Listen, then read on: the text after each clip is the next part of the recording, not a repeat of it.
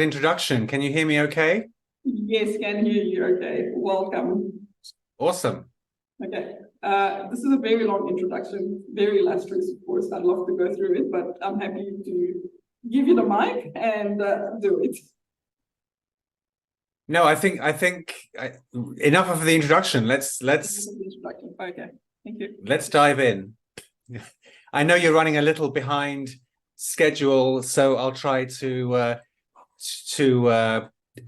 get us back on schedule. Well, good morning, Melbourne. I nearly said Sydney. Apologies for that. Good morning, Melbourne. I'm in Washington, D.C., so it's a Friday evening here, and I've just come back from the fun and festivities at the American Society of Human Genetics, which is in town, and I'm really honored and thrilled to have the opportunity to really pick up from where Professor Crossley Merlin was talking. I'm going to focus on the therapies for sickle cell disease that have used this amazing new technology called CRISPR. So that's going to be the thrust of my presentation over the next 20 to 25 minutes.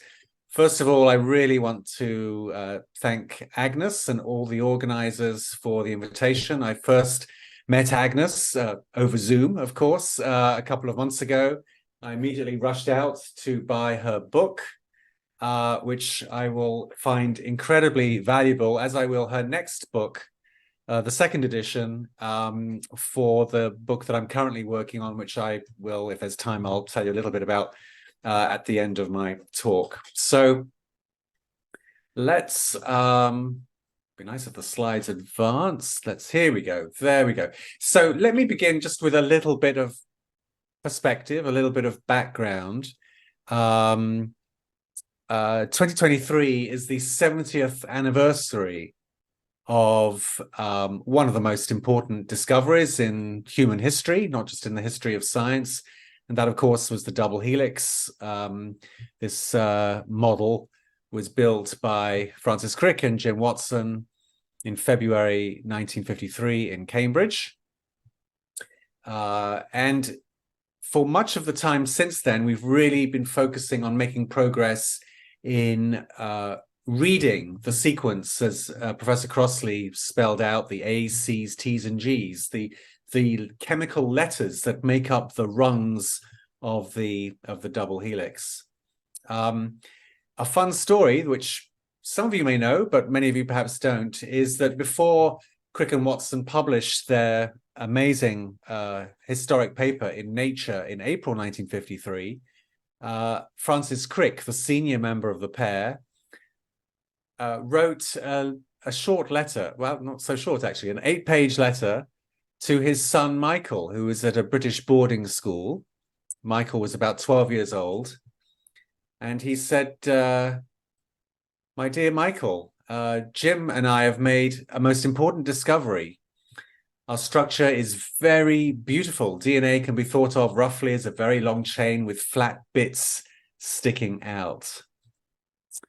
And on the next page, he drew, perhaps for the very first time, a hand-drawn model of what DNA looks like up close. And then on the last page, he says, when you break up for half term, you'll have to come home and we'll take you into the lab and you can look at the model. We're about to write the paper and send it off to Nature. Read this carefully so that you understand it. And then you can come view the model. And he signed it, lots of love, Daddy. And Michael, to his amazing and great credit, actually held on to the letter. And what a good job he did too, because a few years ago, the Crick family put it up for auction, and it sold for a world record, I think it was $6.3 million.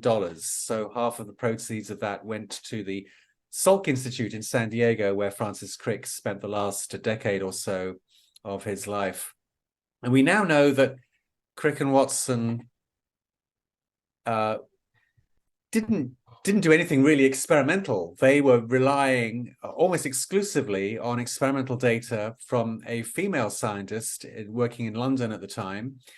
And on the left there, no, that's not Rosalind Franklin. That is one of Australia's favorite daughters, Nicole Kidman, who played Rosalind on stage in the West End in a play called Photograph 51, the name of Franklin's most famous X-ray photograph, which provided some of the fundamental clues as to the structure of the double helix. And thankfully, Rosalind Franklin's legacy and position in the history of this amazing discovery is now much more acclaimed, as it should be, than it was back in the 1950s and 1960s.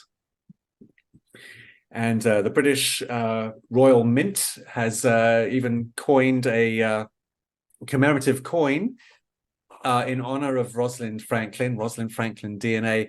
This, as you will know, of course, is the 50p coin, and some comedian, I think quite correctly, said, isn't it a shame that the Royal Mint didn't actually make this a 51p coin? That is absolutely what it should have been. So that was 1953.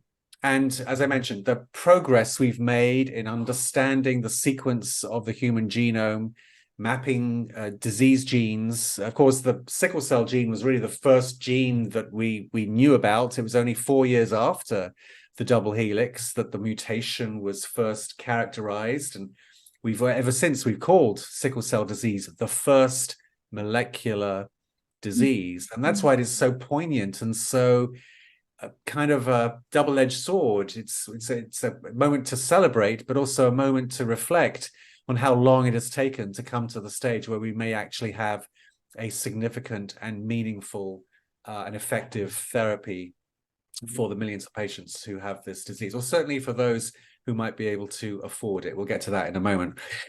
This is a famous picture of the celebration at the White House in the year 2000 of the Human Genome Project. Putting that sequence together, the complete sequence of a single reference genome, took about 10 years and cost about $2 billion. Fast forward 2 decades, if we need to sequence the genome of a newborn who is really sick, now there are hospitals in Australia and Britain and America that can do this for probably $1,000 or less and get a very rapid diagnosis. So the speed of genomic science has accelerated at an extraordinary rate. And with it has come progress in accompanying fields, not just in diagnosis, but in therapeutics as well. So over the last 30 years, since I hung up my lab coat, I've written a handful of books, all have genome in the title or the subtitle, Cracking the Genome, the $1,000 Genome, things like this. And I was very much, my lens of thinking about science and genetics and writing about it was very much in what we can learn from reading the DNA sequence. Much less because it seemed science fiction when I was doing my PhD in London back in the 1980s with one Professor Bob Williamson, someone you'll know because he emigrated to Australia and was the head of the Murdoch Institute in Melbourne for many years before retiring. We never thought that if we found a disease gene like the gene for muscular dystrophy or cystic fibrosis, that we could actually go into the DNA and manipulate it and change the sequence to correct a genetic mutation. That just seemed completely ludicrous. It was so far-fetched. But then about 7 or 8 years ago, like many of you, I couldn't help but notice these magazines popping up on the newsstand that were celebrating this new technology for manipulating DNA of any organism, including humans. So Wired and National Geographic and Time and The Economist.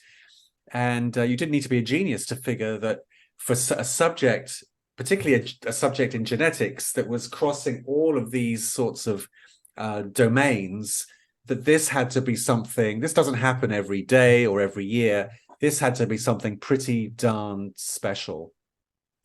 And then we got TV programs. This is the US edition of 60 Minutes. I know you have your own edition. And I opened my last book with this scene with Bill Whitaker, the correspondent on the right. They had to refilm this because this sequence, this scene had been shot with another 60 Minutes correspondent, but he was found to have been a bit of a naughty boy and lost his job for various Me Too transgressions. So they went back and refilmed the whole episode with a different interviewer. This is Feng Zhang, a leading CRISPR scientist. And during this segment, he was holding up one of those little plastic transparent vials with a colorless liquid in it. And I watched and laughed as Bill Whitaker said, "Wow, that's amazing. You mean that's CRISPR?" And Feng, not quite knowing how to respond, sort of humored the interviewer by saying, "Well, it has CRISPR in it. It's mostly water, but yes, it does have molecules that we could call CRISPR in it." CRISPR quickly burst into the movie plex, or whatever you call those things. This is The Rock, Dwayne Johnson, taking on CRISPR modified beasts, I suppose, in Rampage. I've watched it, so you don't have to. And here's the two heroines of CRISPR popping up on Jeopardy, I suppose, America's most famous game show. Doudna and Charpentier are co-inventors of the revolutionary tool CRISPR to edit what in the body. And they must have known something, the producers of Jeopardy, because a year later, the two women were awarded the Nobel Prize. And literally, my book came out one day before this. So maybe I had a sort of a sixth sense, because I actually woke up early to stream the ceremony. And the moments they started presenting, it was obvious that the discovery had gone to CRISPR. And so here on the left is Jennifer Doudna from the University of California in Berkeley, receiving her gold medal, not in Stockholm, which is the usual thing. I remember the pandemic was going on at this point. So she gets her gold medal and the very nice check in her backyard in Berkeley, California. So probably the first and last time that a Nobel Prize has been presented in somebody's house. Charpentier got hers in the embassy in Swiss embassy in Berlin, where she is currently working. And they won for the development of a method for genome editing, but the press release of the Nobel Prize called CRISPR a genetic scissors. And I think that's a really good analogy that I want you to keep with you. The two former collaborators, they don't work together anymore, but they were invited finally with the pandemic clearing to go to Stockholm at the end of last year with the last few years of prize winners to have a belated celebration. So that's a lovely photo of the two scientists. So the penny dropped and I realized, wow, CRISPR is such a big story. Somebody needs to write a book on it. Little did I know that the most famous biographer in the world, arguably, Walter Isaacson, also had the same idea, much to my chagrin. But this is where my story sort of started. So it is bizarre. It is ridiculous to think that CRISPR has come from the salt lakes of Santa Pola in southeast Spain, in a way, metaphorically, to on the brink of a therapy, and I was even maybe dare to utter the word cure for sickle cell disease. I'm going to bring you bang up to date on where that stands in just a few moments. So just a couple of minutes on how CRISPR became such a phenomenon. 30 years ago, Francisco, a microbiologist studying microbes and bacteria that live in these very salty lagoons. This almost, when I set foot on this, I thought I was walking into a David Attenborough nature documentary, but that's not what this is. These are man-made lagoons where they're literally crystallizing salt out of the Mediterranean in the beautiful hot conditions there. Francisco was one of a tiny number of biologists interested in the microbial life in these rather harsh conditions. And he thought that there was a set of sequences in bacteria called CRISPR that might be the key to understanding why certain bacteria were able to survive in these very salty conditions. And CRISPR is the literal definition, clustered regularly interspaced short palindromic repeats is summarized in this nice schematic, which is adapted from the very first description of these sequences from a Japanese group in 1987. So there's each peak here, each colored peak is one of those letters of DNA, A, C, T, or G. I'm not going to get too complicated, don't worry. Each box that has been shaded pink is identical. You can kind of see that from the pattern and the colors of the peaks. So we have here a stretch of DNA in which we have identical blocks of DNA, about 20 to 25 letters long. That's weird. That doesn't happen by chance. And sandwiched in between those pink boxes are other sequences. And if you look at each of these white boxes, they bear no resemblance. The peaks don't align. We have red peaks and green peaks in completely random orders. And Mojica was one of just a handful of scientists trying to figure out what this configuration of DNA segments meant. And he had some ideas. They were completely wrong, but he kept plugging away. And sort of losing patience with these pink boxes, he decided to focus more on the bits of DNA sandwiched in between these pink boxes. And he would take these various sequences and throw them into the computer and ask the computer to match them against the databases of every other DNA sequence that had been thrown into the computer, looking for a match. And for weeks, if not months, if not perhaps years, he came up empty. And then finally, one day he gets a hit, and the rest is history. So this slide shows two things. One is the email exchange in which he literally proposed the term CRISPR. These repeats had gone under other names, which we don't need to worry about. And then underneath is the actual scientific report that he published after a couple of years of big glamour journals rejecting it because they didn't see what all the fuss was about.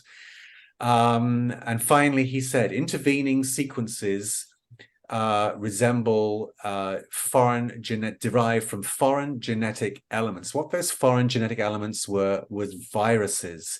So all of the bits that the bacteria are stitching into their own DNA are derived from viruses.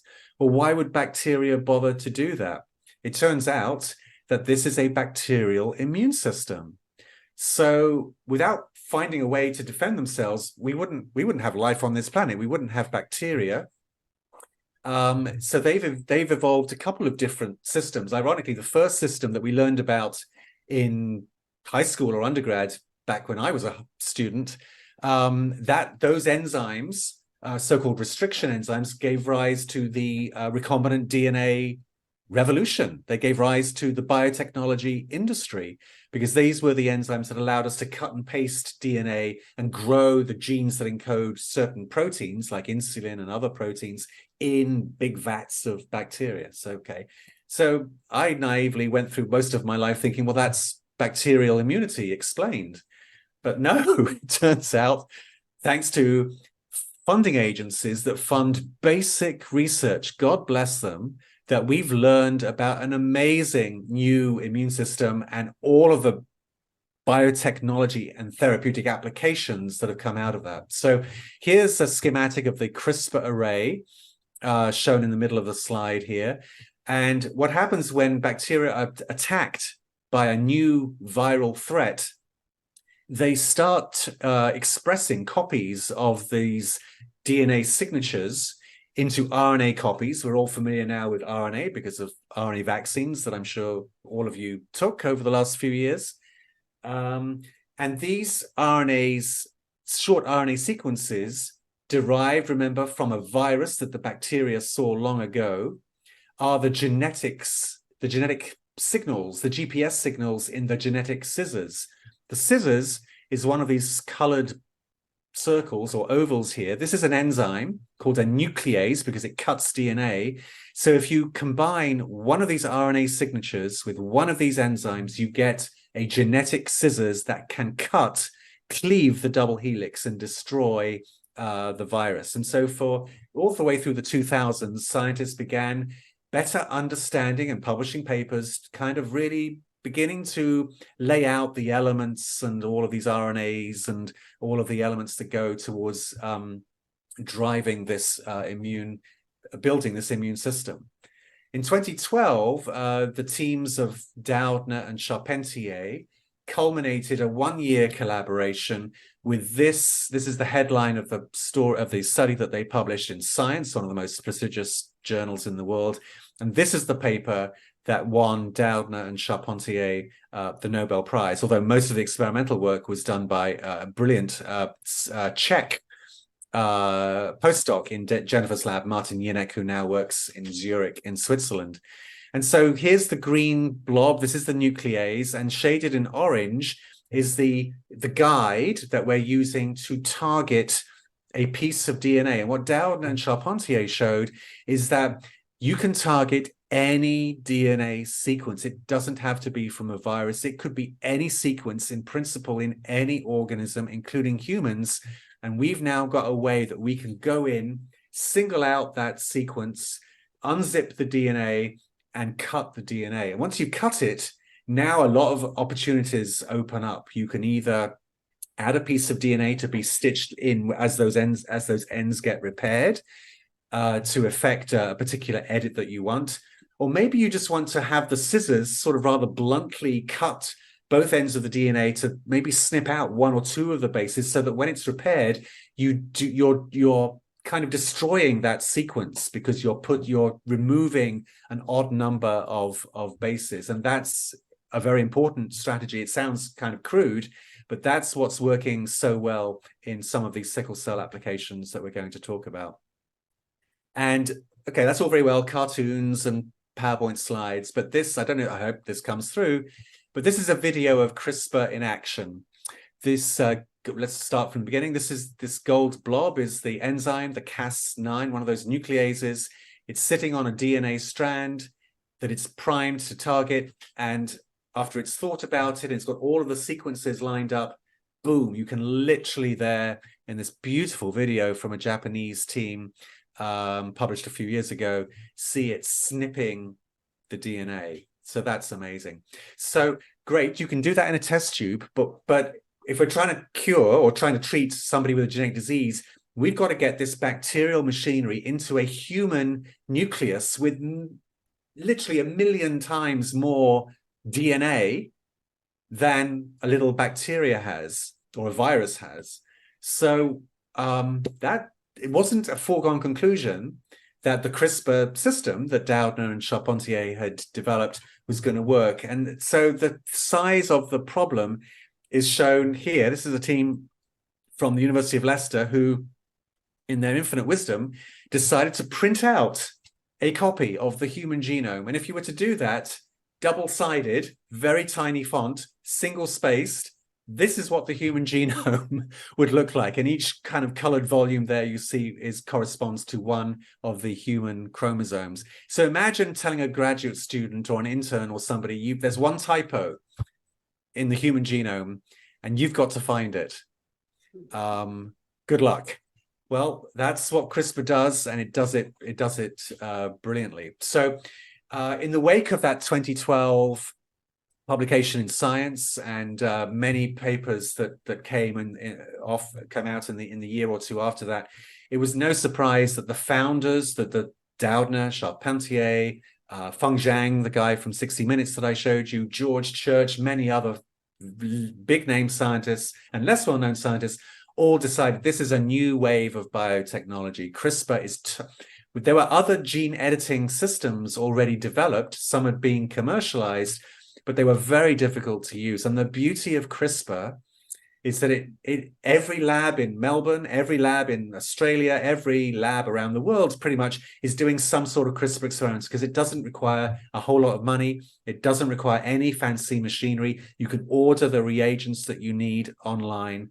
It's truly democratized genetic research in many respects. And here are just the logos of just a handful, I'm sure this is out of date, of the, I think these are all American, mostly based in Boston, some in San Francisco, some in a few other places, that are developing CRISPR for, not always for therapeutics. Some are doing this for some other purposes, but most of the ones that I'm going to talk about are the ones that are trying to develop therapies. And we're obviously going to focus on the promise that is being made for sickle cell disease. And Merlin Crossley gave a nice history lesson, although I think you all know the history probably better than I do.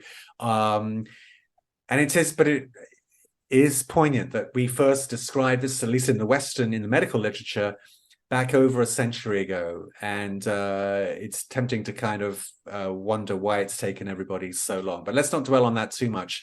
Let's instead celebrate the remarkable journey of patients like Victoria Gray. I don't know how many of you have heard of the name Victoria Gray. Google her, and you will get you'll be taken to a whole host of exclusive interviews over the last few years that she has given to National Public Radio in the United States, which got wind of this trial back in 2019, and literally did their first interview with her. This is Rob Stein, the journalist, did their first interview with her just 2 weeks after she had the therapy, which Merlin kind of briefly laid out for you. So this is with the idea, this was a therapy first conceived and launched by a biotech company called CRISPR Therapeutics. And a few years ago, Vertex Pharmaceuticals, which is another Boston-based biotech company, a bigger company, best known for developing some amazingly successful drugs for cystic fibrosis, decided that they saw so much potential in this therapy. They wanted to get into gene editing. They wanted to get into sickle cell disease. And so they are now the majority stakeholder, if you will, the lead sponsor of this trial. Victoria Gray was treated at the Sarah Cannon Institute in Nashville, Tennessee. She's a mother of 4. She was in her early 30s when she volunteered for this trial. She'd originally been qualified for a bone marrow transplant, but after talking to her physician, Haydar Frangul, she decided to enroll in this trial. The procedures, as Merlin described, are very much the same. You collect the stem cells that you collect from the blood of the patient are going to be gene edited off-site, ex vivo. And while you're doing that, the patient comes back to hospital and is given a pretty severe form of chemotherapy to evacuate the bone marrow and prepare to find room for the reinfused cells that have been gene edited to sort of nestle in and take root. Because if they don't do that, then the therapy is just never going to work. The first sort of intermediary results from this trial were published in, where else? The New England Journal of Medicine. That's as good as it gets, at the end of 2001, and they were spectacular. And indeed, Victoria's case has been nothing but spectacular. Here's another patient in the same trial, Jimmy Oligari. So both of these have gone public with their experiences. And shown on the left is just a schematic of where this is about the BCL11A gene. So Merlin gave you a nice introduction to that. If we can shut off this gene, then we have every reason to expect, going all the way back to Janet Watson in the 1940s, that we can elevate fetal globin levels. And fetal gamma globin is the form of the globin molecule that pairs with the alpha chains, and it beautifully will mimic and substitute for the beta chains, which of course is the chain that is carrying the sickle cell mutation.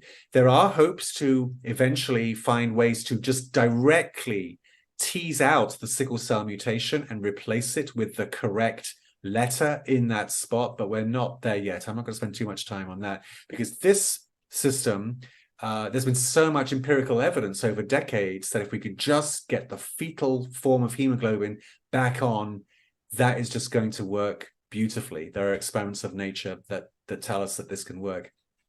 So I've already talked about this schematic, so I won't leave that on.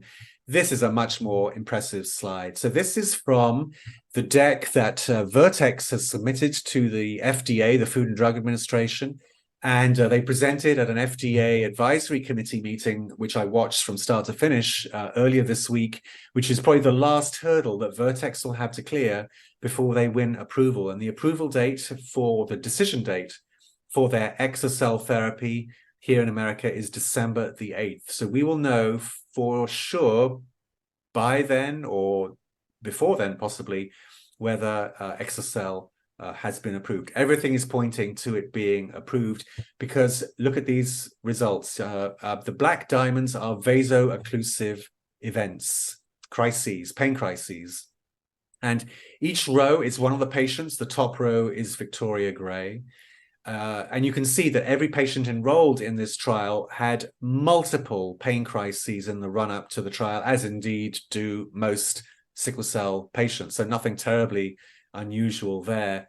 And since the therapy, just look at the number of beautifully pristine purple lines, no diamonds in sight except for a couple of instances. So in virtually every case, no more pain crises, no more blood transfusions, no more hospitalizations. These patients are getting their lives back. It is astonishing.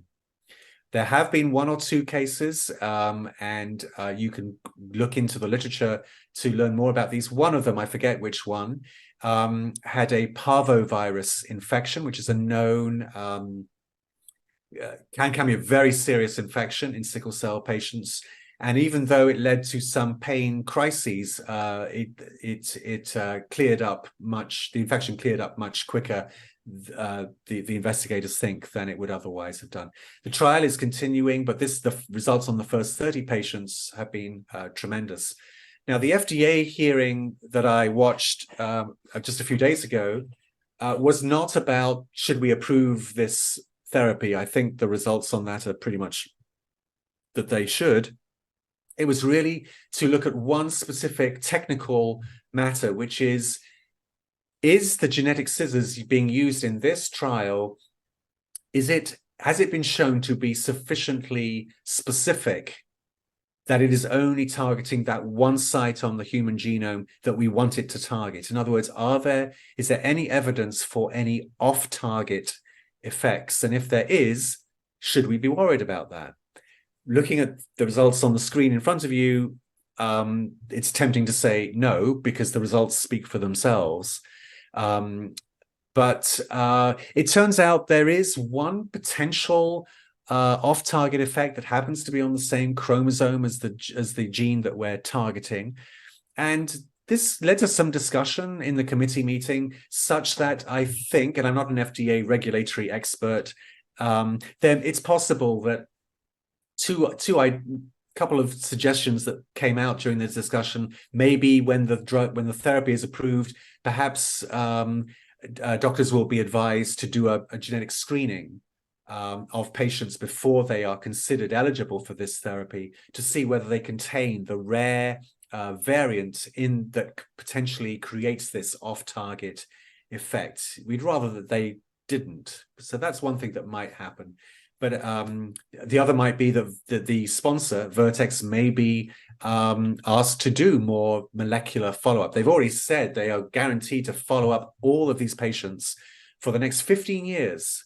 And as they should, because this is groundbreaking stuff, not just for sickle cell disease, but for the entire CRISPR field. Think of all the other diseases that we're trying to treat with CRISPR, including cancers. We really can't afford to get this wrong, and we can't afford to get it wrong because a pharma company or a biotech company didn't think it was that they should be bothered to do everything they could to ensure that these therapies are safe.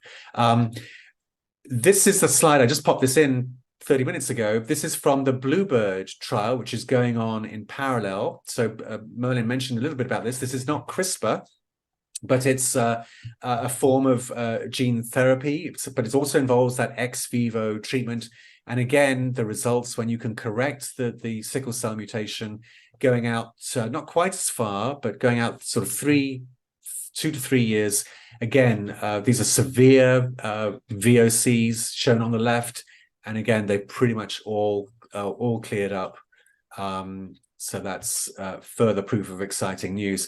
The New York Times, back to the Vertex trial, they were also watching the FDA meeting this week and came out with this very bullish headline. Panel says that innovative sickle cell cure is safe enough for patients. I didn't actually hear anybody say that in so many words, but it certainly was the direction I think that the panel was heading in. I'm sure I've gone over time, so I'm going to go really quickly. CRISPR is being used for many other diseases, liver diseases, cancers, and the form of CRISPR that we've been talking about dates back to 2012 and that Science paper, and science doesn't stand still. You better believe that there are new and improved forms of gene editing constantly being developed and published in the leading journals. None more so than the absolutely, I think it's spellbinding work from David Liu, who's at the Broad Institute, part of MIT and Harvard University. His lab has developed two CRISPR-related forms of genome editing called base editing and precision and prime editing that are also going to be applied to a host of genetic diseases, including some of them shown here, including progeria, as well heart disease, as well as sickle cell disease.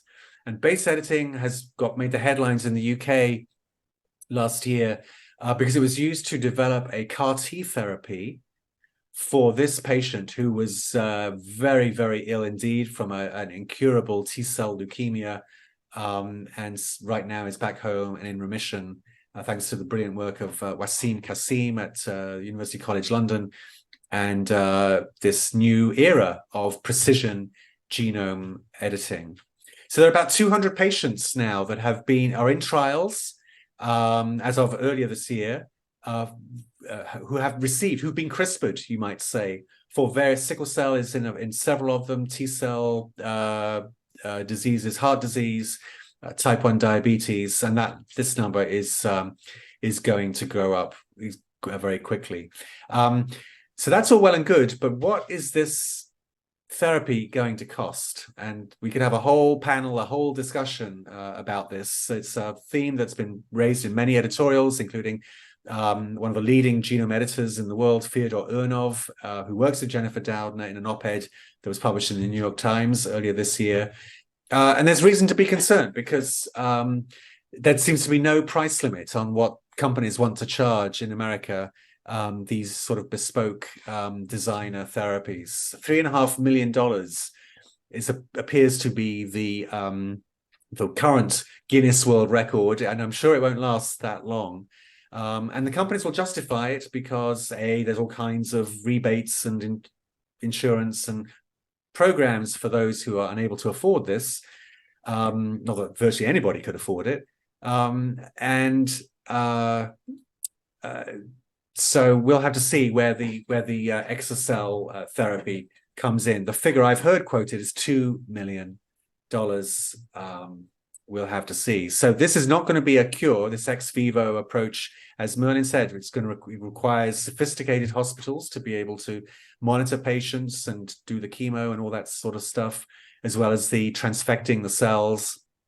This is not going to be a therapy that's really going to work across Africa or other places where sickle cell is most common. But it is a start, and I don't think we should lose sight of that. So because I've gone over time, I'm just going to flick through these last half dozen slides. CRISPR is being used in so many other exciting ways, some medical, some environmental. CRISPR pigs, this is not to make tastier bacon. This is to develop a line of pigs where we can use their organs for transplants, organ transplants into humans who have organ failure or perhaps have been in a terrible car accident or something like that. Physiologically, pigs are a fantastic fit for humans, believe it or not, as long as we can render their genomes harmless and innocuous to any kind of immune reaction. So that's where CRISPR comes in. Maybe one day we'll use something called a gene drive to completely tap down malaria. Speaking of sickle cell disease, the sickle cell mutation became so frequent because carriers have an advantage against malaria there may be, this is a bit more science fiction, but it's possible that this may come to fruition. There are companies now developing gene-edited fruits and vegetables.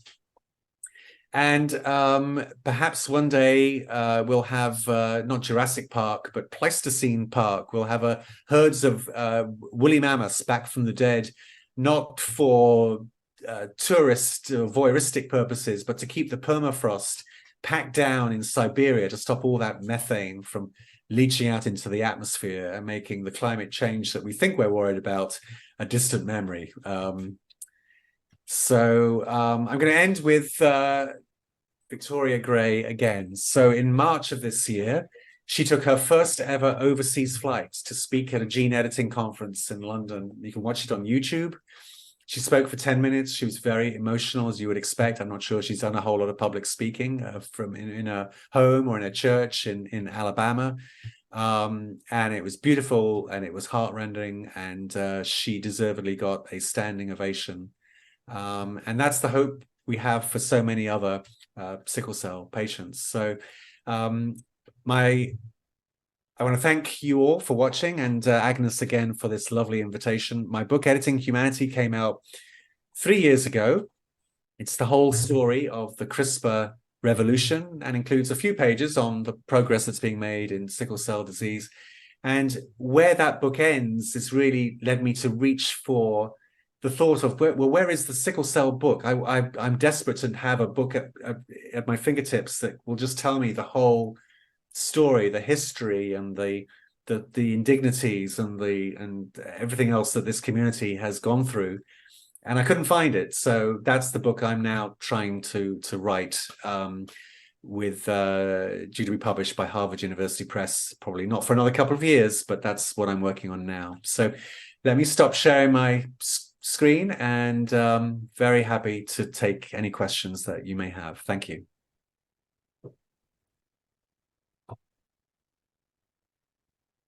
Are there questions in the audience? Might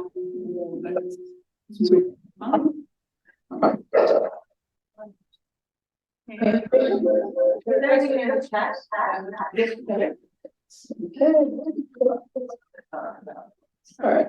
This has this question. And has this been tested on the sports children? I'm so sorry. Were you reading me a question? It was really hard to hear. We have a question from one of our participants. There's a fact of feedback. Okay, can you hear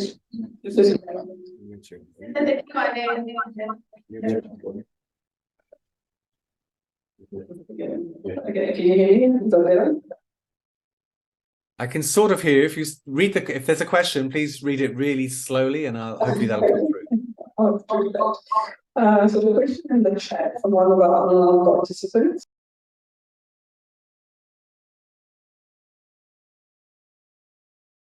Has this been tested on babies or children? Right.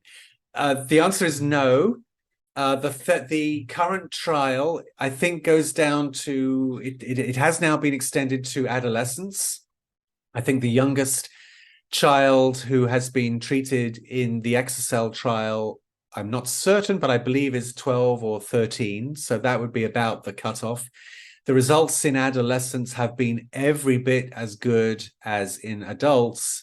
And the word from Vertex is that many of the adults in their trial wish that they had had this therapy earlier.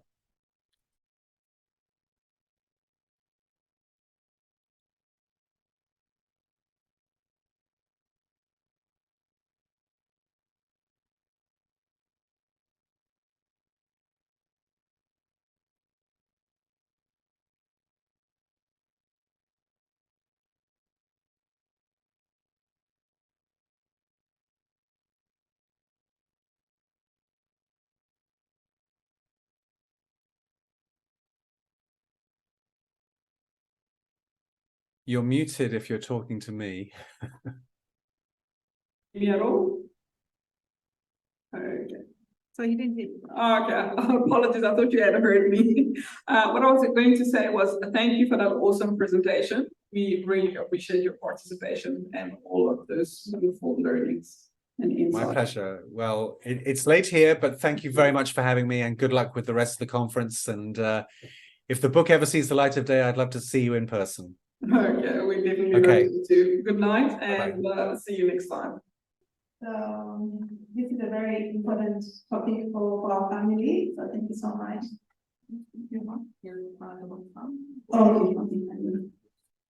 So we got Dr. Lucia Belli and we got Abanosi joining us. Unfortunately, Adwara's Tiona couldn't join us. She's in hospital as we speak, so I'm wishing her all the best. So I guess we'll start with the earlier session, and then we'll bring in Dr. Lucia and Abanosi, then bring in Dr. Steve to also contribute.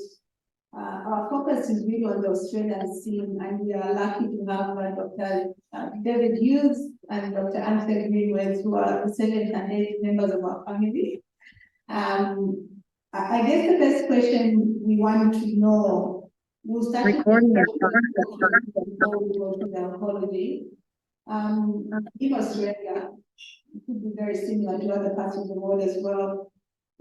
What's the criteria of meeting to get the bone marrow transplant for the children or any patients who've done adults at home?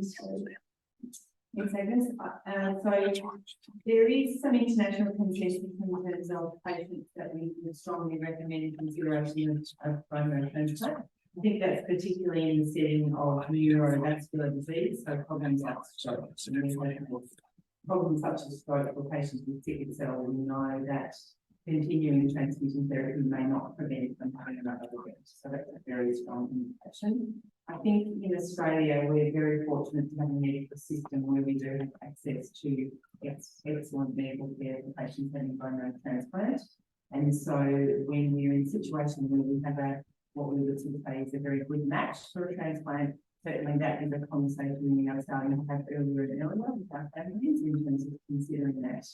And there is some individual decision making, the clinician or the doctors caring for patients in terms of considering that as a treatment option. It may not be something that suits every single family, but it's certainly something we talk about earlier and earlier, and with access to testing to work out whether we would have someone who is a bone marrow donor. Unfortunately, we know that less than 20% of our patients will have a sibling match or someone from their immediate family who's a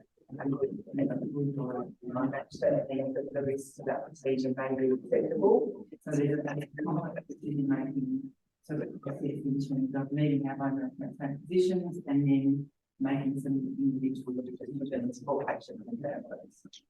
I suspect the evidence for transplant in different will move along as well. But internationally, that's sort of where we sit at the moment. Thank you so much for that. I will bring in Amanosi. Can they hear us? Because we had issues with the audio. Just from the patient's point of view, Amanosi, if you can hear us, what prompted your family for you to go the path of getting the bone marrow transplant? Because I know for us, we ran out of options. We were on hydroxyurea, then blood transfusions, then with hydroxyurea she developed some side effects, with the blood transfusions she developed iron overload and no other issues. So the last option for us was to accept having a bone marrow transplant, which took about 10 years for us to decide. Amanosi, if you can hear us, what prompted for the family to get that to go through with the treatment option? Hello, can you all hear me? Yes, can you hear? Yes. So I would say what prompted me and my family was, at the time, I was young. I was 13 when I received my transplant, and I was for my whole life before then, I was receiving routine, and by routine, I mean monthly blood transfusions. So it would pull me out of school. It'll pull me out of various extracurricular activities. I would experience pain while I'm in those activities, while I'm in school, while I'm just hanging around the house. And then at that time, I was cured at the Children's Hospital of Philadelphia, and there was a family within the patient support network who had successfully had a bone marrow transplant. So after learning about their experience and after just consulting with the medical professionals, it was just something that we wanted to do, not just for current me, but for future me as well. So I could grow up to have that quote unquote normal life and completely rid myself of the disease as a whole. Thank you so much for that, Manasi. Now, Dr. Bailey, you are somebody who's a warrior as well, and this is something that you wanted maybe to go through. Tell us how you feel going through this procedure at this point in time, looking at how it's very common in America. There's also gene therapy. Is it something that you consider to undergo, Dr. Bailey? Gene therapy, absolutely. I was going to try to start my video, but I can't. But I'll just speak. So your question was about bone marrow and gene therapy, is that right? Yes, I just got that. I began the process of trying to get a bone marrow transplant. And in reality, I was very excited about it. The reason I had decided to do a bone marrow transplant was because, like some others have said, I had ran out of options, and it was the most viable option available for me at the time. However, unfortunately, I lost my donor. And when I say that I had a donor, I had a 10 out of 10, 11 out of 12 HLA match. It was a woman, and that she lived in Germany was all I knew, and that she was a match for me. But a few days prior to when I was meant to get the transplant, I got really sick with a sickle crisis. And my doctor told the donor that I needed 2 weeks before we could do it. And she told them that if she didn't do it right then, she would not be able to do it for 2 years. I was very disappointed, but I waited the 2 years, and then I followed back up, and she's decided not to donate at all. So I was to the point where very excited to have a transplant, but I lost my donor. My next consideration then becomes gene therapy and being my own donor. And I am open to that idea as well. And I think my reason for being open to it is what I realized is that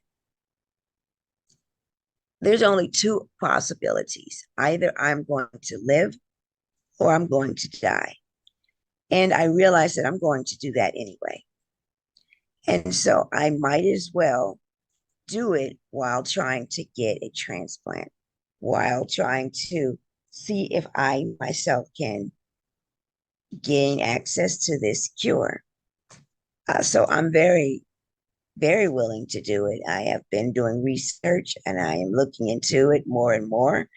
And if the opportunity rises that another donor comes back for BMT or I qualify for gene therapy, I think there's a very good chance that I'll do it. Was that your question for me, Agnes? yes. Thank you so much for that, Dr. David. I'll go back to, maybe I'll come to Dr. Hughes. Once we accept that process of doing the bone marrow transplants, what are the risks expected in the treatment? Very complicated questions to answer, short and brief. I think we would love for a bone marrow transplant to be a safe, easy procedure, but we have to be realistic it's not.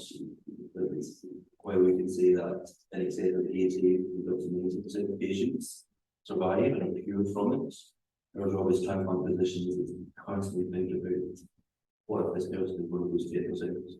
We have to be really selective in how we identify patients for transplants because it is an enormous undertaking for a patient and a family, medically, socially, psychologically, emotionally, incredibly burdensome process for a family to go through. In terms of the suppose there's expected toxicity that we call it. So there's things that we know are going to happen. There's going to be, even though we keep our eye on the future and we're looking for the cure, we know that it's going to be a really hard, difficult road to get there. So we know people will experience bad infections, they're going to have bad pain, they're going to have problems with their gut. So you can feel this with the children really suffer with nutrition problems, so they have diarrhea or problems that we can have with nutrition support. They have lots of isolation from their family, from their peers, from school. That's an incredibly important thing to consider. Same thing with family, has lots of isolation from their work and from their peers, and that's usually burdensome thing for a family. But we can prep people for that, and we have supports to try and, as we know, we always prep before somebody goes for a transplant to try and alleviate some of that burden as much as we can. The more challenging thing for us is the unexpected toxicity that can happen. So the side effects that can happen that we can't necessarily predict or and prepare for. And some of those can be very catastrophic, and we have to really prep people psychologically for that uncertainty of what could happen. Some of those things can be bad infections, render people needing intensive care supports. Some of the things can be secondary cancers. We don't think about this, but we have to realise that sometimes when people are transplant puts you at risk of cancers later in life. But the big things that we talk about lots is about the risk to fertility and about normal pubertal developments. I think I talk about death. There's a small number of children who survive before transplant, and that is one of these things that we almost try and not think about, but we have to think about, we have to talk about, so we can't ignore it. But you have to flip it and remember that 80 or 90% of children will be viewers of videos. So we have to have some optimism and hope, and then we have to keep it around the realize we can't do this for everything. We shouldn't do this for everything because we don't want 10% of people to be valuable. Yes, thank you so much for that. You spoke about fertility, and that's something that for us as a family, we have to think about in the future. Dr. C, for patients who undergo the bone marrow transplant, what sort of preparations or what are we supposed to think about in terms of fertility? Thank you, Agnes. As a fertility specialist, I do see patients pre-transplant, and obviously it's quite an intensive process, and it depends on how urgent the transplant procedure will happen. And options would depend, whether you're born a girl, whether you're pre-pubertal or post-pubertal. And as you probably know already, pre-pubertal girls, so those who have not developed puberty, do not have a lot of options for fertility preservation apart from the very tissue freezing. Those who are post-pubertal who've had their periods, we have more options. So very tissue, egg freezing, and also GnRH agonist injection that we can provide as well. If they're in a stable relationship and want to preserve embryos, that's an option for them. And for boys, post-pubertal boys, sperm freezing of ejaculated sperm is the gold standard. And for pubertal boys, is only tested for biopsy, which at this point in time is there's been no live births at this point in time from frozen or cryopreserved testicular tissue. Hopefully the science will evolve, because we were in the same position with ovarian tissue about sort of 20 years ago, and people thought this may not happen. And today we've got about over 200 births from ovarian tissue grafted in women who've been menopause, women gone through menopause after methods of treatment. So to answer your question, something to consider would be to seek urgent, an urgent referral and consult with a fertility specialist who's experienced in this field and works in a multidisciplinary team with these guys, and basically do a fertility assessment, thorough history, and certainly what sort of prognosis is like and what the fertility wishes are like, how sick the patient is. I think fertility preservation is something that can be offered that may not be suitable for all patients who are sick. We need to balance that risk and benefit, but ultimately we want a patient with fertility is important, but survivorship is I think number one. And obviously we have time and it's safe to do so with balance of risk and benefits. We should absolutely offer fertility preservation patients with what they can say more than 80% potentially, could be cured with marrow transplant, and we've gone on and the adults and we quite normalizing and children with their own. And we know that myeloablative therapy with bone marrow transplant can render a high risk of fertility. The exact percentage, I guess, is unknown, but if I had to put a ballpark figure, it's greater than 80%. It depends on the patient characteristics, it depends on the intensity of the regimen of treatment. Because it's such a huge risk of fertility, this discussion absolutely needs to be taken. Thank you very much for that. I like the number 200. That in other cases it's been very successful. So our family we've done that and preserved our daughter's ovarian tissue. So hopefully that can work in the future. I'm not sure if you can hear me again. Is this something that you considered when you did the transplant? I'm sorry, can you repeat that again? Did you have to think about fertility issues and did you have to preserve your ovarian tissue? Was there anything done or any discussions around fertility? Yes, that was definitely an issue, and a complication that was definitely considered during my whole decision-making process with my family. I was 13, so as a kid, you're not necessarily thinking about having kids. So it was definitely a decision that was made in the hands of me and my family. I will say that this was something that we all called like a family meeting for and kind of weighing our options and seeing what was best for me down the line. Ultimately, we decided to not preserve my eggs and just, commit ourselves to the journey and put my life and the future of fertility in God's hands and just see what the outcome would be. And all in all, after the treatment process, when I later was with my treatment team, I forget whether it was about 1 year post or at my survivorship, which was 5 years post, but I did get the clearance that all is well with fertility. So we ended up not preserving the eggs, but it was a positive outcome all in all in the end. Okay. Thank you so much for that. I'll just go back to the question back on the most important complications. When I asked the risk, when I asked Dr. Hughes, did you have any complication that you had to worry about during the treatment? During the treatment, I would say it went pretty as scheduled. So there wasn't any complications towards the beginning. I will say the major complication was towards the end when I was looking at discharge. In order to be discharged, you need to be able to keep your weight up after losing some of the weight due to not having an appetite. So I needed to keep my weight up and I needed to not have a fever. And I will say, because I was able to keep my weight up, but then the fevers were just continuing and recurring over the course of the week. So that continued to just hold my discharge back and pull my date back further. That would I say probably the major complication that I encountered, but that was towards like the last tail end of my treatment journey. But keeping my weight up was a difficult thing because you were continually not wanting to eat and not having an appetite, but you're encouraged and like gently pushed to keep eating, like even if it's a small snack or a small meal. And it was something hard to do throughout the whole entire process. Okay. Thank you so much for that.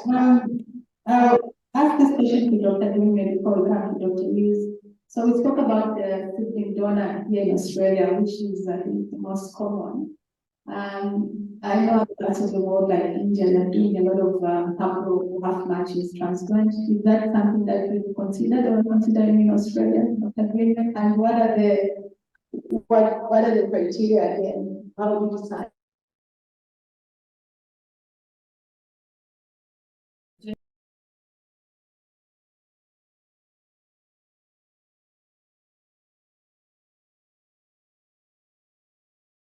And we have a good match with a brother or sister. And so then the decision is as complex as before, but with acknowledgement that we have some extra risk.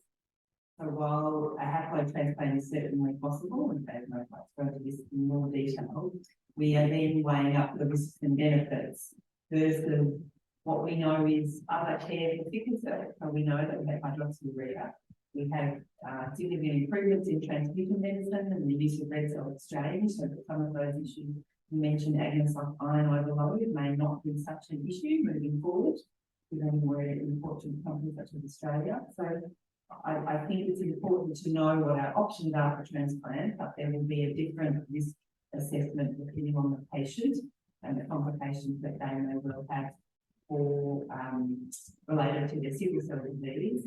I think at the moment the international consensus would be that we would generally not go to a heart or a haploid transplant as the initial treatment unless we had significant complications from their sickle cell disease, because the risks of those transplants are significantly high. So how much transplants they are more difficult transplant to go through? We say that we've been doing haematology for quite a long time for a whole range of diseases, and we're good at them. But they work really well for some diseases and particularly for other diseases. I think at the moment we don't have enough global experience in sickle cell disease to know if it really works as well as our therapeutic options. So we need to keep sort of collaborating and keep having trials to work out better ways to do mathematical transplants in sickle cell disease. I think at the moment there's only a few hundred people across the world ever had a mathematical transplant for sickle cell. It's very different to leukemia and other sort of conditions where we have much, much bigger experience of mathematical transplants. So I think we need to be really careful in reserving these patients with really disease because of the potential risk. About cord blood. So in the cord blood bank, we've released quite a few for sickle cell, mainly overseas. And I guess I'm just wondering, do cord blood donors come into the search algorithm in Australia, or that's not happening so much? Very so we have great problems with sickle cell disease with cord transplants and grafting, whether or not with the general recommendation that we avoid or releasing donor cord transplants in sickle cell disease because of the risk of European graft. We only use cords really if it's a sibling, so it's a stored sibling cord, and often things actually then go back to the sibling and get some marrow also, and not really get enough cylinders. The problem for people who don't know what the cord transplants is sometimes there's not a huge amount of cell numbers in there, sickle cell disease for the drain grafts, or for the transplant to work, you need really, really big numbers of cells. So, unrelated to transplants would be a That's the question. In comparison with other conditions, we've seen how, other people are put on even like, around the world to try to get a match for the bone marrow transplant for a different condition. How's that different to sickle cell disease? So we definitely look we've all looked for unrelated donors. So there's about 40 million people at some stage across the world signed up to be a bone marrow donor if necessary. The problem that we have with sickle cell disease and finding unrelated donors is that the big robust bone marrow donor registries are in big well-taken Western countries, and therefore the people who sign up to registries are largely, to be honest, they're largely white people, and they have different immune genetics to a lot of sub-Saharan African people or to Middle Eastern people, and therefore it's very hard to get good matches for people with sickle cell disease. So there is a possibility then that if you did a massive campaign of a child or an adult, depending on that treatment, that you may find. Okay, and it's really something can we have, but statistically it's far less likely. And I suppose what we would hope to see in the future is that sub-Saharan African countries and Middle Eastern countries will develop like robust bone marrow donor registries in their countries. But right now, obviously, they have different healthcare priorities, and the registries are not well established.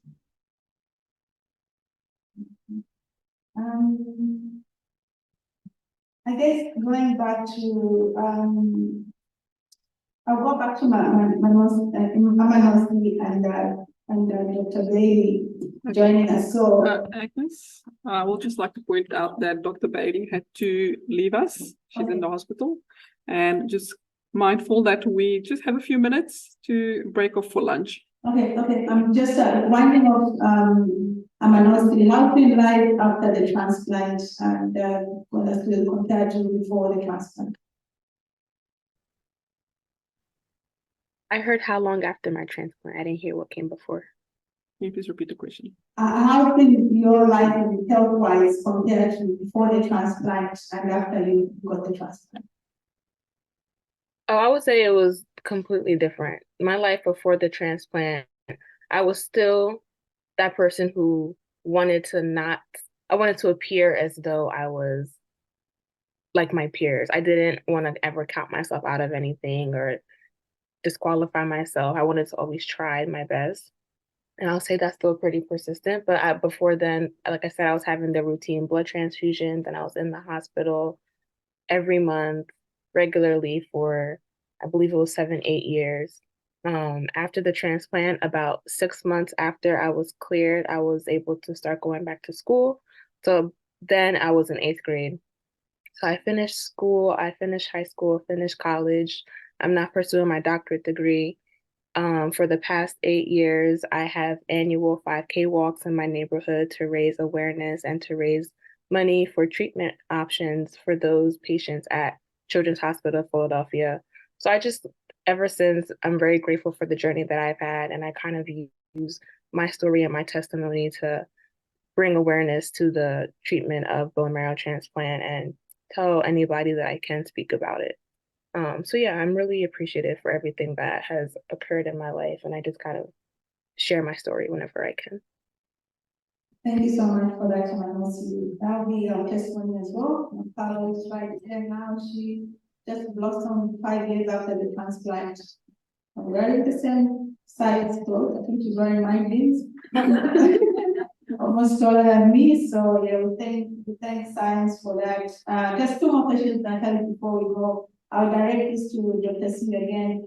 In terms of contraceptions and for women with sickle cell disease, is that something that we should be mindful or worried about? Yeah, and so I think that's a very good question. And I think anyone with sickle cell disease, entering the relationship should definitely talk about contraception because we don't want any unintended pregnancies. That's first and foremost what we should think about. And in terms of contraception options, obviously, we do need to have a chat with them because some contraceptive options would confer greater risk to sickle cell patients because of the disease, the Haematology, risk of thrombosis and all that. And we'll avoid estrogen-containing contraceptive options such as the Nuvaring, the combined contraceptive pill, etc. And progesterone would be the mainstay of contraception. So things like progesterone would be tablets, the implant, intrauterine implants, or the digital progesterone injection. So obviously, with the oral tablets, the user variability is also a bit higher. So we need to tailor that to the individual, I suppose. Thank you so much for that. That's very helpful information. And just lastly, talking about the post-care for bone marrow transplant patients, both on the hematology part. I don't know if I was supposed to come and see you again, Dr. Dunway. And then also with you, Dr. Hughes, also considering the fact that we need to cure the physical and the mind as well. In terms of mental health, what does the hospital system do about that?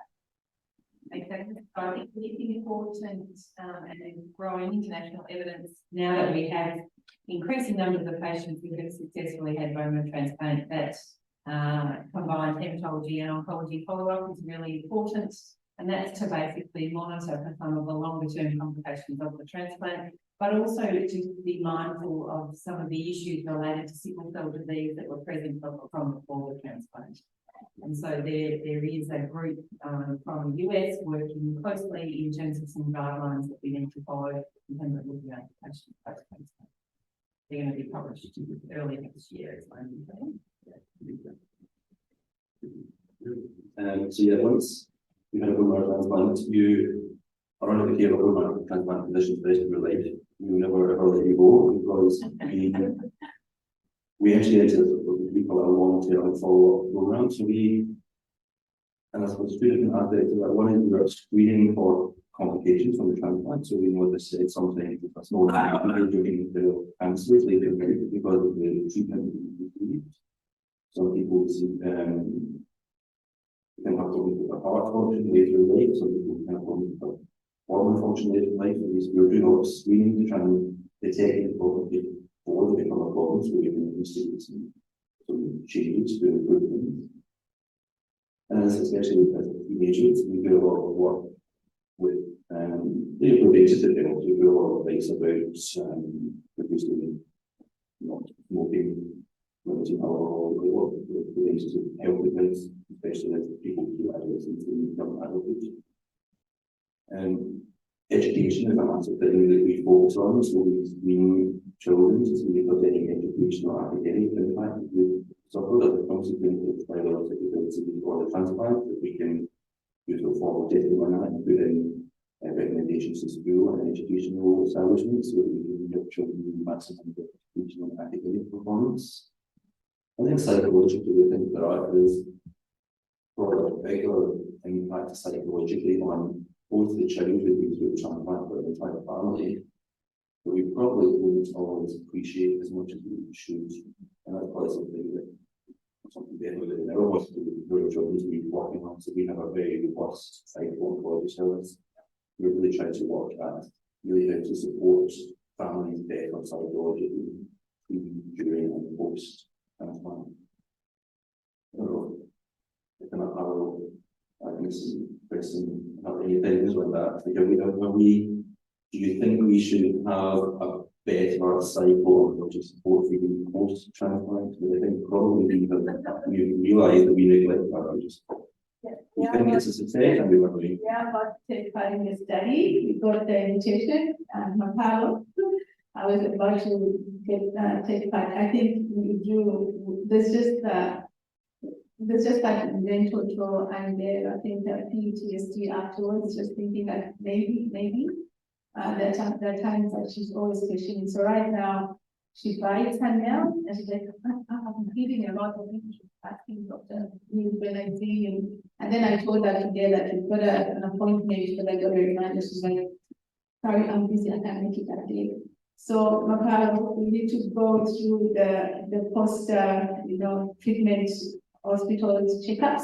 It's very important that we do, and we thank you so much for the work you are doing. And just lastly, how many numbers are we looking at in terms of patients in Australia who has done the bone marrow transplant?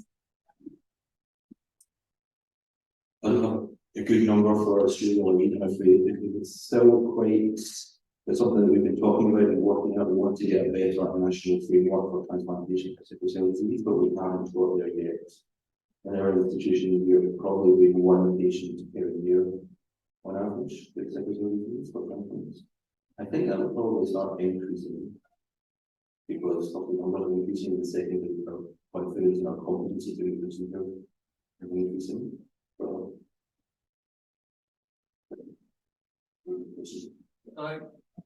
can I ask you a question? Might be a bit more complicated than we've got time for, but the age of transplantation, I think it's easy when you've got someone who got a stroke to make the decision. The more difficult it is for patients with chronic pain. And I don't know, speaking with some of the guys in the US, such as Eddie Old setting that on they're kind of saying as a kid, 95% chance to get into adulthood. But as you said, up to 10% transplant-related mortality, and then to rather do a haploid transplant according to their consortium protocol as an adult. Just wondering what your thoughts are as to optimal timing for those patients where there's not an absolute indication for having to absolutely have a transplant. Okay, so I suppose to quite the basics, first of all, for people who are listening with the transplant, I suppose in sickle cell disease, the outcomes are better the younger you do it, really. So there's a quite striking step down in your overall success rate for transplant once you get to sort of very life adolescence. So about 14, 15 years of age, the outcome graphs drop quite significantly. So we really aim to do it before that age if we can. The big challenge then in pediatrics is always then that we are then making a decision, or asking parents to make a decision for their child. We can't always be part of that decision making process. And that has a huge sort of psychological problem in itself. In terms of patients we don't fit into a very standardized sort of criteria for looking at transplant. I think what we have probably more idea is how they personalize things. So we have, I think the hematology service will have a lot of discussions about the transplant. We have that discussion, families have that discussion together when we do that. So I think we are probably moving away from being very sort of guideline mandated to a more personalized discussion with families. The big challenge we have all the time again is until we have really, we're never going to have randomized control trials to say that half the children will get a transplant and half will. So right now it's always just take their consensus. Every decision we make with transplant is take their consensus, family opinion. So we're always just going with what we think is the right thing. I think of what we're doing this really once. Right now. We're about saying. But it's about the age, I think. Yeah. Middle adolescent. Middle adolescent becomes pretty challenging. I think it is really a difficult decision for a small child. When we're uncertain what severity of the sickle cell disease will have and what will best do with the baby, will they respond well to them? And that's a really difficult decision, I think. I'm not sure that anyone in the world who can necessarily help us with that at this point in time. I think the chronic pain question is a really difficult question because I don't think we have evidence to say that transplants really work for that. We have evidence that risk of transplant, we have no proven evidence that these patients actually get better when they transplant for chronic pain. Yeah, a really deep, long conversation to have with families over a period of months and months, isn't it? We know that some patients in transplant get very severe pain. The transplant can produce a lot of pain. So that when we have pre-existing pain, it's often a challenge to go down that pathway, not we're going to make it significantly worse in the acute phase, or we may well get cured. We may not be able to necessarily remove some of the chronic pain that's present in the patient.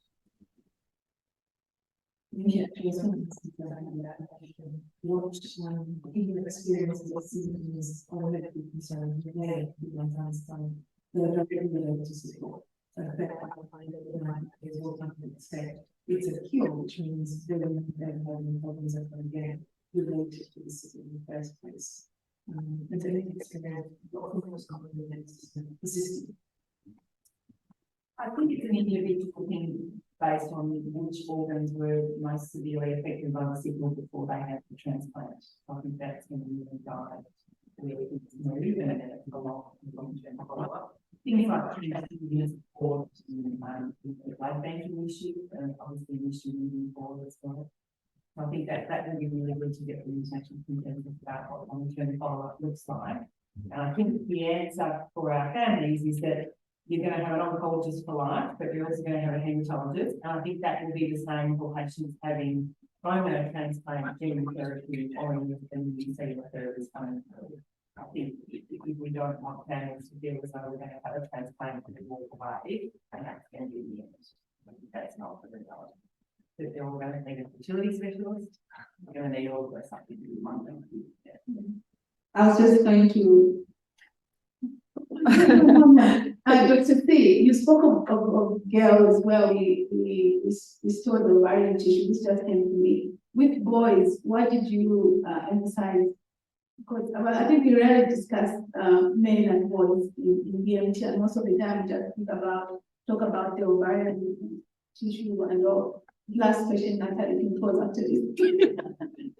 I'd love to say, really, like we always see two options: as opposed to virtual sperm freezing and pre-virtual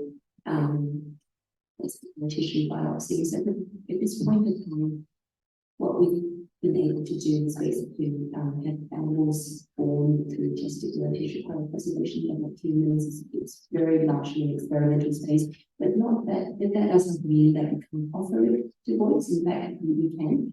Because, you know, like I said before, you know, ovarian tissue freezing was in the same place 20 years ago. And some of these children are very young, in 20, 30 years. You know, we have hope, hopefully, you know, like the technology will evolve and that we'll be able to extract and trace sperm from these pre-convergent testicular tissues. The technology is such that we haven't been able to extract virtual usable sperm at this point in time. Whereas with ovarian tissue, you know, we can graft it back into the adult human body. And basically with hormonal stimulation, the ovarian tissue will start producing eggs, which we can harvest even after menopause. So we've always looking to replicate that technology, but it's still work in progress. Well, thank you so much. And I tell you, please take it out. I must say thank you, and Dr. Bailey, thank you so much. Okay, thank you for that really good discussion. As I try to catch up on time, so we welcome Dr. Akshat Jain, and he's joining us for the second time at our annual conference. We're pleased to have you, and we know that you'll be sharing with us your insights on program development and your Sickle Cell Center of Excellence. And thank you for providing that great introduction on the screen, and I will allow you to continue. Okay, hi, my name is Dr. Akshat Jain. So I run one of the largest sickle cell centers of excellence here on the West Coast of the United States of America, here in Southern California. And happy to be here. The picture on the top left, top right is our center here in California, Loma Linda University Medical Center and Children's Hospital. In discussion with Agnes, I think it was something that was brought up, which was program development and how a journey of ideally program development takes to develop care teams and infrastructure around sickle cell disease. So we'll be talking a bit about how we went about it here and in creation of a program of excellence. We're very short on time. I actually have another meeting that I have to jump to in 10 minutes. So I'll try to wrap it up sooner and maybe have a couple of minutes at the end for the questions. In 2017, in our region, we had no sickle cell center of excellence, while people with sickle cell disease were getting care, but it was fractured care. Now, this is a pattern that I see not just in the United States, but also world over, where there is scattered care with respect to people with sickle cell disease. And I decided to change that. And the way we went about it is going to be described in the next few slides. How we went from a place with a hospital offering care for sickle cell disease to having a home with a center of excellence and a multi-million-dollar budget with a profitable medical and research enterprise in Southern California. To get a perspective, this is a picture from Google Maps. Our catchment area, believe it or not, is about 80,000, 75,000 plus, approximately 80,000 square miles, which makes us one of the largest areas that are served by a healthcare infrastructure in the United States of America. Centers for Disease Control in the United States has defined or has identified people living in our region in California as the second hottest hotspot for all of the state of California, which is the largest state in the country, including the 5 counties that we serve here, or provinces, if you may, akin to what you guys have in Australia, to the number of people with sickle cell disease. that is served by our program. When I first got here, program development being our strength, especially the work that we have done, me and my nonprofit have done in Africa, in Uganda, Nigeria, Botswana, Mauritius, and multiple programs in India, and Southeast Asia. One of the major essential points was utilizing the skill sets and essential pillars of program development in the program creation in North America as well.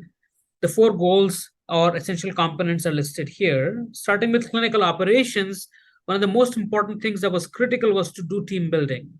Now, as you probably saw, or you probably gauged the idea or the area of the catchment area that we have to serve or provide services for hemoglobinopathies, most notably sickle cell disease in our region, it is unfathomable to expect people with sickle cell disease in our region to travel sometimes 100, 150, 200 miles for their doctor's visit to go to the subspecialty appointments. So our first mission was to create and build a team from ground up. And we're happy to announce that today my comprehensive sickle cell disease or hemoglobinopathies Center of Excellence team has a full-time clinician. As you can see here, second word after the physicians is clinicians. It's a special designated nurse that is assigned the responsibility of patient intake, patient outcomes, patient education, and patient interface with inpatient to outpatient transition care. So RN or registered nurse by background, but works as a clinician with sickle cell disease expertise. Certainly having caregivers, and we'll talk a little bit about how we have engaged them into the program. A pharmacy on site, a home health worker, which integrates and assists the clinician nurse in making sure that the patient has good transition of care in between an urgent care or an inpatient setting to an outpatient or a home care setting. A full-time dedicated social worker, a full-time dedicated dentist, a physiotherapist, and a mental health professional, which is essential to handling care and issues related to persons with sickle cell disease. We modeled our program after the very well-defined CDC model of patient-centered medical home. The PCMH model has basic tenets which are centered around patient-centered care, making sure that the care is delivered to the patient and not patient going for multiple areas or opportunities or are seeking care. Secondly, culturally appropriate. People with sickle cell disease in our region are not always of African origin. We have a multitude of Hispanic patients, Southeast Asian patients from India and Southeast Asia, and certainly also patients with African American descent. So providing culturally appropriate care at all aspects, whether it's an emergency room where they come asking for pain medications and opioids, whether it's an inpatient setting or an urgent care setting, providing culturally sensitive care without stigma or stigmatization was of utmost importance to build trust. A team-based approach, having all these subspecialties see patients at their appointment so that they do not have to travel to 7 different specialties. Physiotherapy, dentistry were all brought to them and are all routinely brought to them at least twice a year in their comprehensive clinic visit. The PCMH model has been established and is certified with clinical studies done in multitude of specialty care and primary care models to have shown effectiveness in chronic disease management, increased patient and provider satisfaction scores, certainly being more cost equitable and improved quality of care, and certainly something that we have seen at my program since its inception. The highlights that set our program aside from any other program makes us unique is, as I mentioned earlier, the comprehensive sickle cell clinic, having the subspecialty care all present on staff, on site, under the same roof for a person with sickle cell disease. Having availability of support care services wasn't enough, so investing in cellular therapies and curative regimens was something that was second on my list, and we have successfully achieved that with about 24 plus patients now have been offered sickle cell disease curative therapies, including a multitude of patients with match unrelated, sibling related, or haploidentical transplant, and certainly gene therapy. One of the unique things that sets our program aside or apart is a support group that is run by sickle cell caregivers and meets once every month, third Thursday of every month, where people and families and caregivers with sickle cell disease all get together and talk about challenges and abilities to circumvent that in our region. We have focused academic development, being a major teaching hospital, a hospital where proton therapy for cancer was discovered, where the first human baboon heart transplant ever happened in human history. So we at Loma Linda having a very healthy literature, very healthy reputation of pure academics has allowed me to build an enterprise on gene therapy in Southern California. One of the very unique aspects of our program, because it serves a huge catchment area, we have allowed and created partnerships to create geo mapping using artificial intelligence to map really where the hotspots in our region lie with respect to people, population density, metrics, and triangulating certain metrics to identify where our patient and what the migration pattern is. So community health funds are then appropriated for those regions to create public health access programs. We are in the 5th year of our GCI or GSI or Geoscience Institute working with sickle cell disease and thalassemia patients. This has led to us getting national and international accolades, especially with the California and the United States Senate awarding the program as being unique. We have an ongoing research enterprise development, which has started and now is running upwards of 24 clinical trials and clinical research projects to assess outcomes-based research and mental health projects being utmost. We are the only program or the only other program in the United States that is a dedicated sickle cell trait program where people with sickle cell trait can get genetic confirmation and comprehensive annual care for their underlying sickle cell trait related diagnosis, with about 150 patients with sickle cell trait constantly cared for us by our program and by our team. And just day before yesterday, we were assigned the important task and 2.2 million United States dollars to study maternal health outcomes with people with sickle cell disease, an exclusive federal government grant-funded research project that will be happening at our site to look at maternal health issues and women's health issues with sickle cell disease. So more to come on that. In the interest of time, I'm going to skip, but suffice it to say, our comprehensive patient-centered medical home model has gotten us many accolades, specifically one among which is the National Association of Sickle Cell Centers, which is a consortium of excellent sickle cell centers across the United States of America.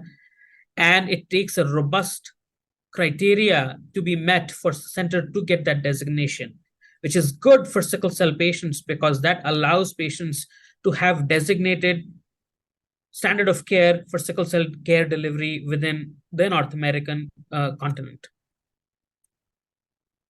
Our research enterprise has grown beyond our wildest expectations with multitude of research projects, publications, all focused around population dynamics and basic science research. We're really proud of the work that we had done around COVID-19, some of which was presented at your previous conference, and a multitude of other research projects that are undergoing. We're really proud of the cellular therapy program that we have also built from ground up, dedicated for sickle cell disease. We were fortunate to get support in order to create a CGMP facility, a CLIA certified lab, and a cell therapy enterprise, which comprises of full cell therapy team, coordinators, etc. By piggybacking it on the oncology infrastructure that already existed before I got here at our university. And starting from 2019, we have gotten to about 24 patients that have successfully completed their stem cell transplant journey, and one patient that has already received gene therapy. This was our first patient back in 2019, a girl that had severe avascular necrosis and malnutrition, and became our first patient with haploidentical transplant, and now is an avid ballerina and performs at national stages because she has beaten her sickle cell disease. This is my first patient that has gotten gene therapy and has completed her journey and is in her 25th year and has finally gotten to a point where she can confidently say and has taken a role in our local Sickle Cell Disease Foundation as a program coordinator, helping other families with sickle cell disease. This is the highest testament to our success and creating a comprehensive sickle cell program, that people who were getting fractured care at one point are actually coming into mainstream and having a shot at a career and a life. I'm going to skip the next few slides, but I want to focus on this last slide, which demonstrates market survey that was conducted or commissioned by top sickle cell centers in the United States and what is to come in the next decade or so. The sickle cell care delivery world over, specifically in United States and North America, these figures reflect the amount of revenue and program generation, program wealth that is going to go into generating care for sickle cell disease. I am sure these numbers in some level are true for your country as well as anywhere around the world that cares for sickle cell disease program development. And it's just an important trend that we have to keep in mind because of the awareness and the heightened drug development and drug discovery that is happening around the field for sickle cell disease. So it's inevitable that the growth in both financially and infrastructurally for people with sickle cell disease in the next decade world over is going to drastically improve. It's expected by 2020, end of 2023, and then by 2030, sickle cell disease in North America is going to be a $3 billion plus annual enterprise. Some of the work that we have done has not just limited our success to North America, but globally, with me being tasked as a global consultant for the Ministry of Health, Government of India, in creating a national sickle cell disease registry, national sickle cell disease eradication program, which is currently underway. I'm going to now end this conversation. From my end, I'm going to open the session for questions if there are any before I jump off to my next meeting. But thank you for having me here. Okay.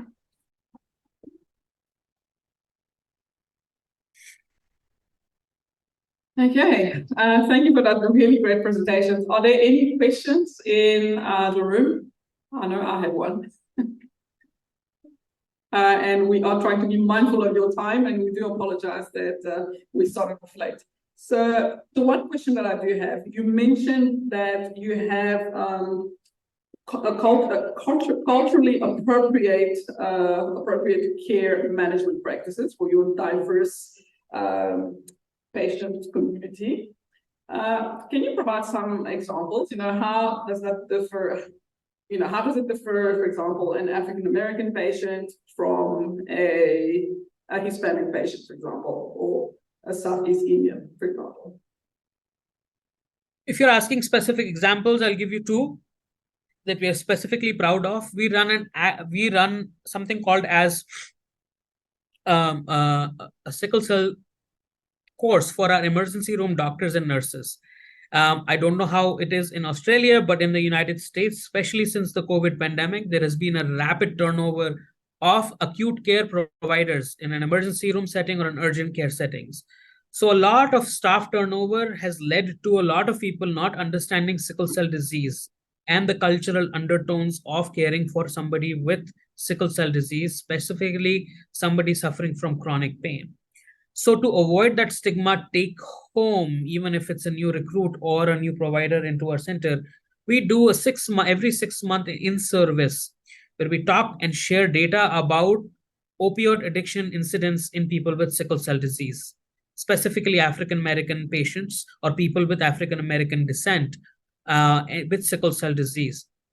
And it always surprises people to hear that the actual incidence of opioid addiction in people with sickle cell disease of African American descent is much, much, much, much lower than it's meant to sort out to be or is being told. So stopping use of the word sicklers for people with sickle cell disease, not delaying door to opioid time when a person with severe sickle cell disease presents to an acute care setting with a severe vaso-occlusive crisis, sensitizing them with utilizing the preferred opioids that has worked for them in the past, are things that are constantly reiterated to non-hematology staff that are on the front lines. So that's one example. Additionally, our Hispanic patients, people with Hispanic descent, have sickle cell disease with the incidence of 1 in 20,000 here. But being in California, having an influence from Mexico, which is our southern neighbor, we have plenty of Hispanic patients who have sickle cell disease. And having a language barrier to express their pain scores effectively has been a challenge, for a cultural challenge for people to accurately report their pain scores and seek timely care. We have created Spanish speaking or Spanish interpreter services for people with sickle cell disease, and roadmaps, which is pain plan in Spanish for families to carry around and present in an acute care setting, so that the language barrier does not come in the way of people getting timely care, whether it's opioids or IV fluids or IV antibiotics, thereby reducing iatrogenic injury by sickle cell patients, by healthcare team, healthcare providers for people with sickle cell disease. Does that answer your question? Yes, that's a really good answer. We will not keep you any longer. I know you are rushing off to another meeting, and we really do appreciate your time, even though limited. And we certainly hope to hear from you soon. Thank you. Have a great conference. Good evening. Thank you. And it's a privilege to be here today to talk about something quite different, and that is my other job, which is health technology assessment in Australia.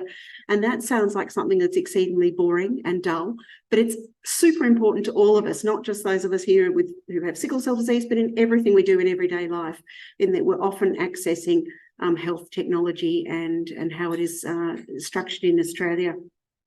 So what is health technology, and why am I sort of a person to speak about this? And I'll get to that as we go. So health technology, we'll just see if we can advance the slides. There we go. So what are health technologies? So health technologies, most commonly people will think about health technologies as medications. So something like paracetamol, for example, is a health technology, but so are the drugs that we might use for anesthetics or for any medication across any field. Medical devices, so people might have heard of a pacemaker or maybe an implant of a heart valve, for example. They're what we term as medical devices. Vaccines, so people who are vaccinated for COVID, vaccinated for the flu, all the vaccines that are on the vaccination program for children are medical devices. Cellular and gene therapy, so cells that come in, particularly people may have heard of CAR T cells, for example, but a lot of cellular products. So regulation of any cellular products and any genetic therapy. So if we do get gene therapy for Australia, it will be approved through this health technology approval process. Any screening and diagnostic tests, so all the newborn screening tests that are done on babies currently, the application that's going through at the moment for newborn screening in sickle cell disease is going through this pathway. And all diagnostic tests. So every time you go to the doctor and they order anything from a blood count, what we call an FBE, right through to a urine sample, all of that has been approved on this health technology assessment pathway. And also all the medical services. Every time you go to the doctor bills Medicare and you get a rebate, and that is all approved and regulated through health technology assessment, or HTA. And so it's a big part of the work of the federal government, as this is all from the federal government in Australia. And a big part of the work is how this is all approved. So how do you take something from being invented, like a new drug, and getting it funded and approved to be used for people in Australia? So the part of this, there's two main parts of this process. So why are they're advancing for me here, but not on there? Why is that? The process of HTA really has two main parts. So the first one is getting them into Australia. So how are they regulated or approved for sale? Because essentially there's a company out there somewhere who's invented this, whether it's a technology or a device or a medicine, and they want to sell it in Australia. So what can be sold? And then the second half of the equation is what is actually funded. So they're completely different pathways, and they run actually in parallel most of the time in Australia, and how it works for Australia. So the goal here is to have safe and affordable access to drugs, medications, devices, vaccinations for Australians. And it's really important that both of these are highly regulated, because what we don't want is drugs and devices coming into Australia that are not regulated, that are not safe for the Australian public.